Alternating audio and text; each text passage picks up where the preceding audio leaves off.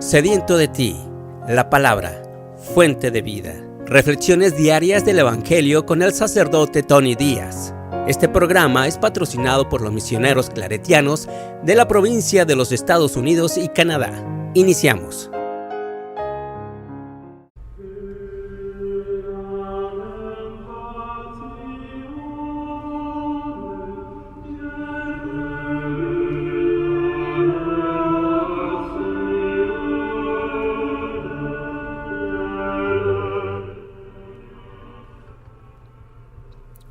Bienvenidos hermanos a nuestras reflexiones del Evangelio del día. Hoy es miércoles dentro de la Semana Santa.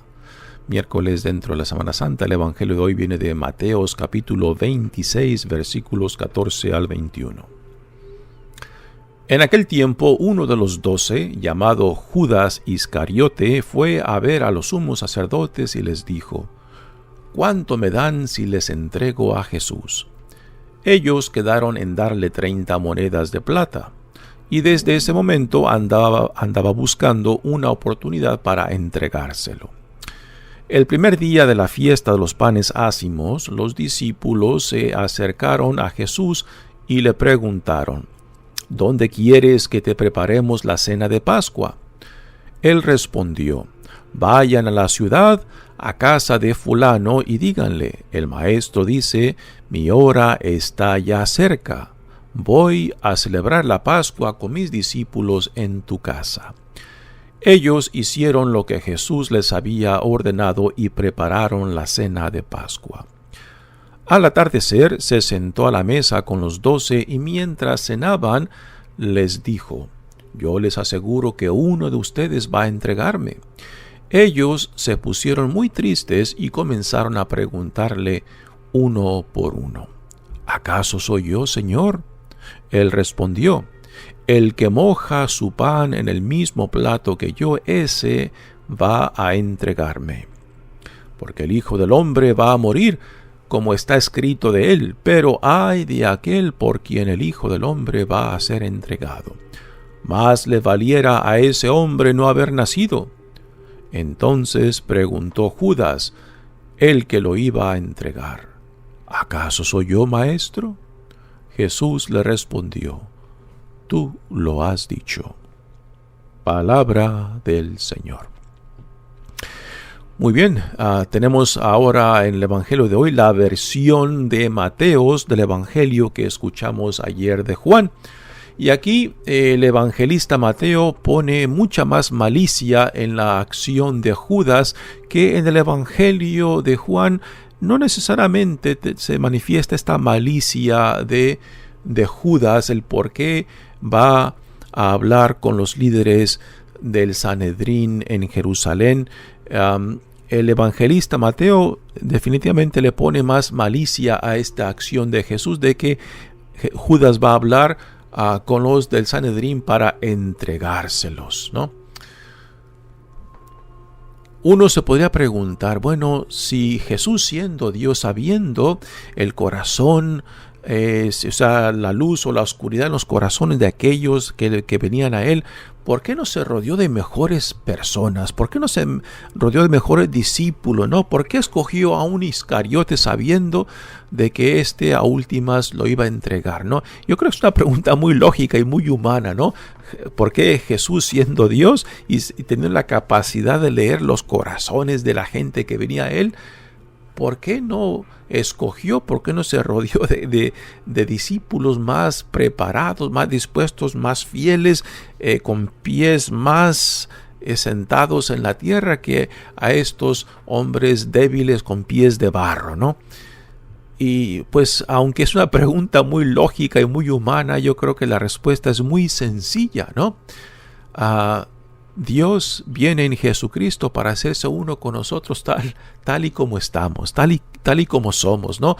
Dios no vino buscando a ángeles, no vino buscando a perfectos, vino buscando a sus hijos e hijas necesitados de su gracia, de su amor, necesitados de reconciliación, necesitados de sanación, para ser reconstituidos en lo que Dios dice que somos, hijos e hijas amados de Dios. Y si nosotros no nos podemos ver en los espejos de estos hombres, en su mayoría, y también algunas de las mujeres que seguían a Jesús, de que ahí también ellos son un espejo para nosotros de nuestra flaqueza, nuestras debilidades, de nuestros pies de barro, ¿no? Pues entonces, ¿en qué espejo nos vamos a fijar, no? Dios en Jesucristo vino a los suyos, y los suyos, pues, vivimos en una diversidad de estados entre luz y oscuridad, pero igual todos necesitados de la gracia de Dios. Yo por un tiempo estuve en la misión de San Gabriel, y ahí por un tiempo viví con un cura nuestro claretiano español, Padre Teo Fuentes, ¿no? Y Padre Teo Fuentes venía de Burgos, a la parte poco norte de España, y esta región de Burgos es conocida por gente que le gusta decir muchos dichos, ¿no? Si Padre Teo Fuentes era uno de estos que de vez en cuando sacaba diferentes dichos que los aplicaba a diferentes situaciones, ¿no? Y había un dicho que él repetía mucho cuando decía, hay que arar con los bueyes que Dios nos da, ¿no? Cuando hablaba de situaciones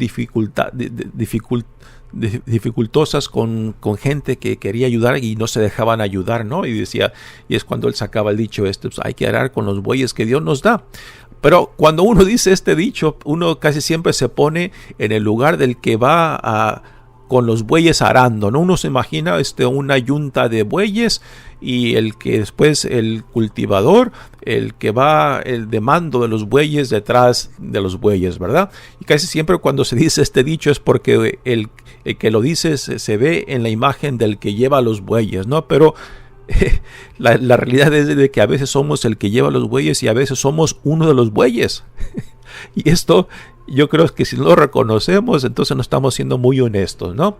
A veces somos el que lleva los bueyes, a veces somos uno de los bueyes, ¿no? Porque dependiendo de la situación, dependiendo de las circunstancias, a veces también nosotros, como muchos, que a veces el Padre Teo Fuentes identificaba que por más que uno los quería ayudar, pues no se dejaban, ¿no?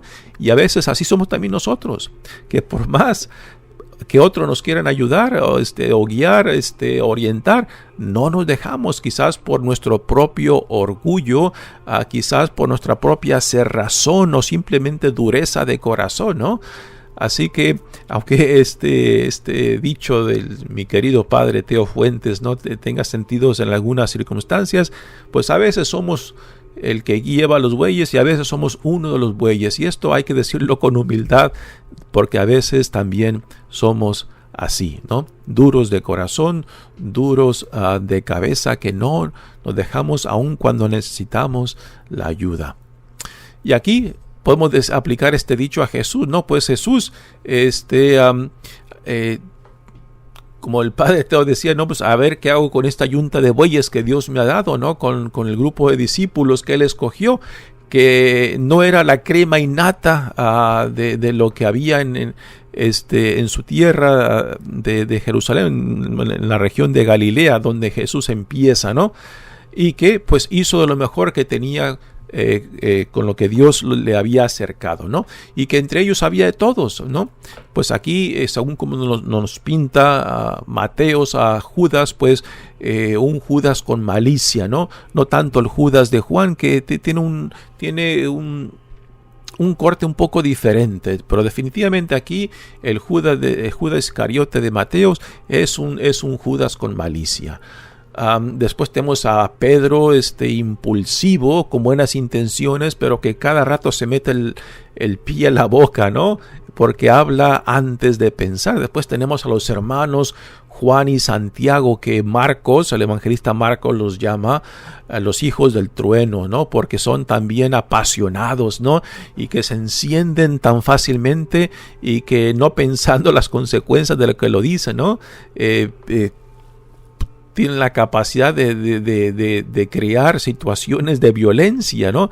Recordamos la escena cuando Jesús pasa por territorio samaritano y no es bien recibido, y Juan y Santiago, estos hermanos hijos de Zebedeo, le dicen a Jesús: oye, Jesús quiere que le pidamos a Dios que mande fuego para que consuma esta gente que no te ha recibido, ¿no?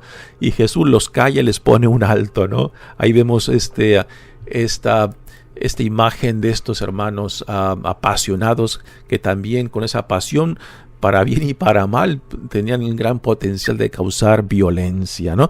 Y como estos, pues también el resto podemos decir, ¿no? De que la mayoría de ellos, todos no entendieron a Jesús, y a últimas a Jesús lo abandonarán en su momento más crucial, ¿no? El círculo más íntimo de Jesús, con quien Jesús compartió mucho tiempo, ahora serán los que lo abandonen.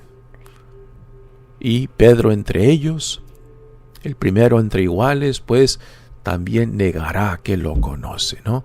Así que Dios, al hacerse uno con nosotros en Jesús, se rodea de la realidad humana en la cual se hace uno con nosotros. Dios no esperó un mundo perfecto, un mundo merecedor de su presencia. Dios vino y tomó un gran riesgo al hacerse uno, al hacerse vulnerable, al tomar nuestra fragilidad humana, ¿no? Y uno pensaría, bueno, ¿por qué Dios tomó ese riesgo, no? Y es el riesgo que todos tomamos cuando abrimos nuestras vidas al amor, cuando nos hacemos vulnerables al permitir que otros entren a la intimidad de nuestras vidas, sabiendo de que tarde o temprano, ¿no? Alguien nos traicionará, o alguien se nos abandonará, o alguien simplemente no estará ahí presente cuando más lo necesitemos, ¿no? Y esta es la realidad de la vida, ¿no? Y quizás nos entristezca a veces vivir estas realidades, pero es parte de nuestra flaqueza, de nuestra debilidad humana, ¿no? Y no hemos de sorprendernos, ¿no? Pues ese fue el gran riesgo que Dios tomó al hacerse uno con nosotros, sabiendo lo que somos, sabiendo lo que éramos, ¿no? No somos perfectos, y seguimos siendo no perfectos, ¿no? Y aún así Dios viene y continúa viniendo detrás de nosotros para llamarnos, para reconciliarnos, para decirnos: alto, párate, detente, reconsidera lo que estás haciendo, lo que estás viviendo, lo que estás decidiendo, ¿no? Reconsidera tus opciones, ven y regresa a la casa de tu Padre, ven, revístete de la dignidad que es tuyo, que es tuya como hijo, como hija amada de Dios, ¿no? Este es el Dios que lo arriesgó todo. Y en ese riesgo nos manifiesta la profundidad de su amor. Es el símbolo que ahora tenemos en la cruz, ¿no? De que la cruz, siendo un instrumento de tortura y muerte para nosotros, se convierte en un símbolo de amor. Hasta eso estuvo dispuesto Dios a darlo todo, a entregarlo todo, para que tuviéramos vida, y vida en abundancia, ¿no? Y es por eso que Jesús es resucitado de la muerte. ¿Por qué? No porque Dios le exigió la muerte, no es porque Dios le haya exigido sufrir. Eso sería un Dios sanguinario, ¿no? De un padre que exija el sufrimiento y la muerte de sus hijos, ¿no? Ese no es el Padre que Jesús nos modela, ¿no? Dios resucita a Jesús porque Jesús se entrega totalmente por los hijos e hijas de Dios, ¿no? Sabiendo nuestra necesidad, nuestra fragilidad, Él lo da todo. La entrega, la donación de Jesús de sí mismo en la cruz, ¿no? Nace de su relación con Dios Padre, porque Jesús se siente amado, se siente aceptado, se siente identificado totalmente con la voluntad de Dios Padre. Esto es lo que le da a Jesús la libertad de darse, entregarse, de donarse para nuestra salvación, porque en esa donación de sí mismo nos revela la capacidad del amor, que el amor nunca puede ser destruido y enterrado, porque tarde o temprano resucitará. Esto es lo que Jesús nos modela en sí mismo, particularmente en la pasión, muerte y resurrección, y es a lo que somos nosotros llamados, de que si estamos dispuestos a jugárnoslas con Él, sabiendo de que el amor no puede ser destruido, no puede ser enterrado, porque tarde o temprano resucitará. Esto es lo que estamos por celebrar en la Gran Pascua, el triunfo del amor sobre la muerte, sobre la violencia, sobre el pecado.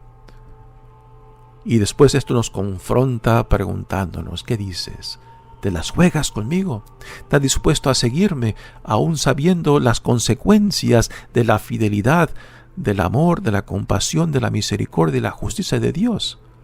O sea, Jesús quiere que vayamos detrás de Él con los ojos muy abiertos. No nos presenta un mundo de rositas, no nos presenta una película de Disney. Nos presenta una realidad y unas posibilidades que son de la vida, ¿no? De que sufrirás, de que serás rechazado, de que serás perseguido, no como una posibilidad, sino como una realidad, ¿no? Como consecuencia de la fidelidad, como consecuencia del amor. Y esto es a lo que ahora estamos por entrar, al misterio de nuestra salvación en Jesucristo nuestro Señor. Mi nombre es Padre Tony Díaz, misionero claretiano. Que Dios los bendiga. Este programa fue presentado por los misioneros claretianos de la provincia de Estados Unidos y Canadá, una congregación católica romana global de sacerdotes y hermanos que atiende las necesidades religiosas y pastorales de las comunidades vulnerables.